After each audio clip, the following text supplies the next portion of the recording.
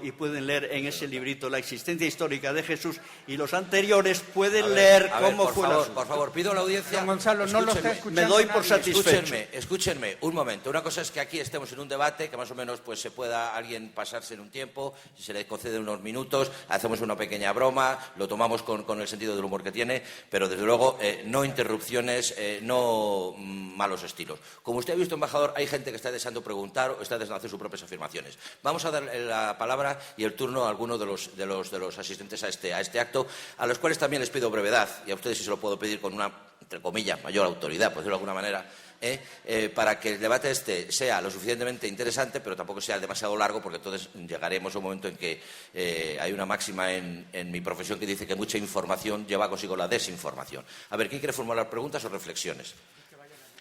Vayan al micrófono que está situado ahí en el centro. Adelante. ¿Quién dice eso? Voy a ser muy breve. Creo sinceramente haber contado bien los tiempos y, profesor Puente Ojea, sinceramente y objetivamente creo que ha hablado usted más que los tres juntos. Primero, por defender al moderador. En segundo lugar, no soy un experto en esto y seguramente hay mucha discusión en torno a si Jesucristo dijo que iba a resucitar. Y podría argumentarse que él no dijo que iba a resucitar, pero si hubiera resucitado, eso sería un hecho incluso más importante que el decir que se va a resucitar. O sea, resucitar, yo puedo decir que voy a resucitar, tiene mucha menos importancia que si efectivamente resucito. Parece, y le pregunto a usted, que los otros evangelistas, los 4 evangelistas, admiten la resurrección de Jesucristo. Dicen que dicen que le vieron resucitado. Esto lo están diciendo porque les dijo Pablo que lo dijeran. Es decir, porque su tesis es, esto se lo inventó Pablo, y los demás, basándose en lo que Pablo habían dicho, aunque ellos sí habían conocido a Jesucristo, pero se callaron y dijeron, bueno, digamos lo que dice Pablo. Y nadie dijo que eso no era cierto. ¿Es así, profesor? Formulada la pregunta. Mire usted,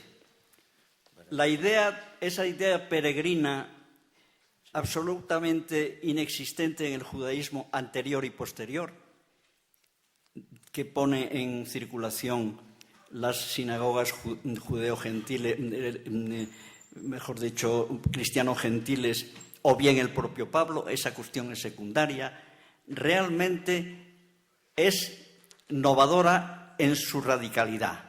Primero, el primer evangelio conocido, que es el de Marcos cronológicamente, y que es el modelo de los otros dos, pese a las diferencias que puede haber en ciertos contenidos, es aproximadamente 15 años posterior a las epístolas paulinas. Por lo tanto, después de la guerra judía, que es cuando se escribe el primer evangelio de Marcos, allá por los años 70-71, con gran verosimilitud, se escribe un evangelio que ya es paulino, porque durante su vida, y está muy bien relatada, creo yo, porque voy a las líneas esenciales en mi libro La existencia histórica de Jesús, Pablo está en lucha permanente y a veces de una acritud y de una violencia desusadas incluso en la época, tal como se escribe en aquella época, está perfectamente diseñada. Es una lucha contra los apóstoles de la Iglesia Madre de Jerusalén, que sigue siendo fiel a lo que es el judaísmo tradicional y que tenían la idea del Mesías que tenía Pedro y los demás discípulos.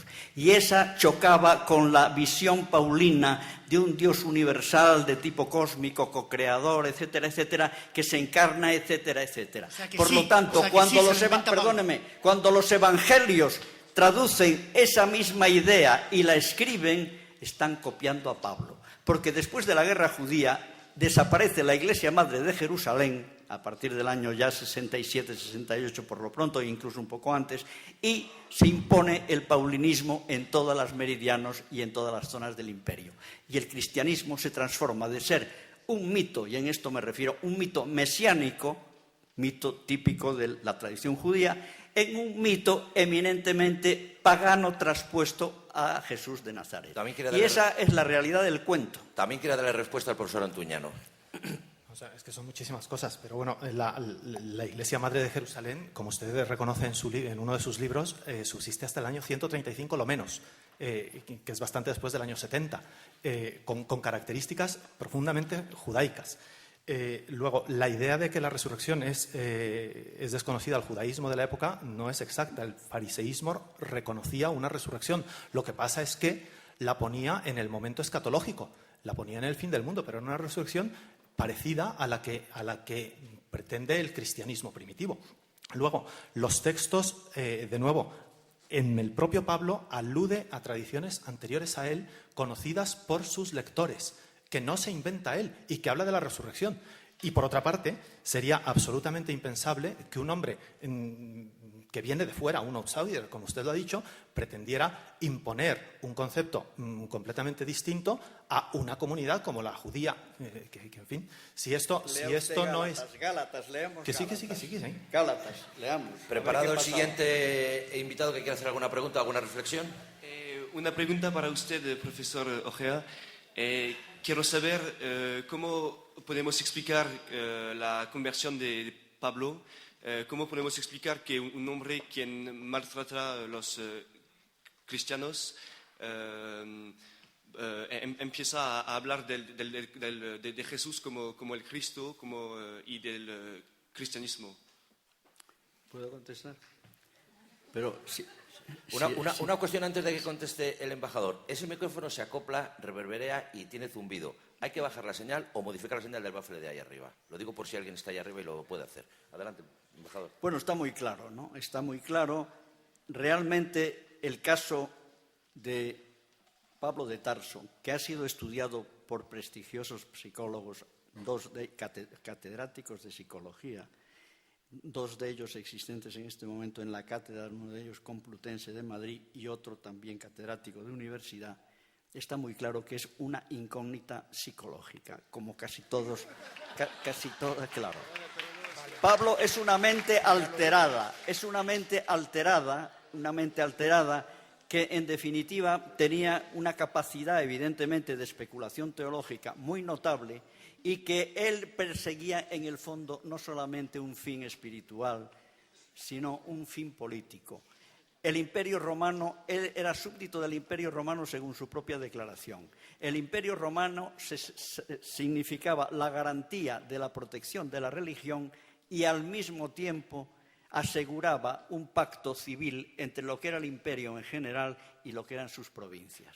Y por lo tanto Pablo lanza una ideología de carácter universal de tipo eminentemente pacifista y prorromana. Y en cambio en la tradición mesiánica de Jesús era justamente la contraria. Rebelión contra el imperio romano, establecimiento del reino mesiánico en Jerusalén en virtud de las promesas míticas, por eso hablo yo de mito. Mito es un término multisémico y cuando un autor habla de mito hay que procurar leer el contexto y que no se me hagan las objeciones, en cierto modo, que formuló el profesor Teja, ¿no? Por lo tanto, está muy claro, es un hombre que se inventa una religión, pero no se la inventa desde la nada. Él conoce las tradiciones osíricas porque en Tarso está demostrado que había un Serapeum, como en tantos lugares del imperio, y sabe muy bien lo que es la tradición osírica y la tradición mistérica del Dios que muere, padece, sufre y resucita. Y ese es el núcleo de la fe cristiana. A ver, hay una pregunta también que creo que un sacerdote que está allí quería formular. Adelante, padre. Aunque sea muy brevemente, fíjese si se reveló que murió en la cruz y dijo, perdónanos que no saben lo que hacen. Vamos a ver, muy brevemente, lo que decía el profesor Teja al principio con respecto a una diversidad de carácter de cristologías, pues evidentemente que las hay. Si aquí contáramos esta conferencia, pues cada uno contaría una cosa distinta, pero hay elementos que son comunes. Por ejemplo, que hay 4 contertulios, que hay un moderador y que esto se celebra en la Universidad Francisco de Vitoria. Con esa tradición de cristologías que ahí sucede exactamente igual. Hay elementos que son comunes. Yo creo que la vida de San Pablo, y me gustaría que esto lo desarrollaran un poco el padre Florencio y el otro profesor, está determinada por un acontecimiento, que es el acontecimiento de Damasco.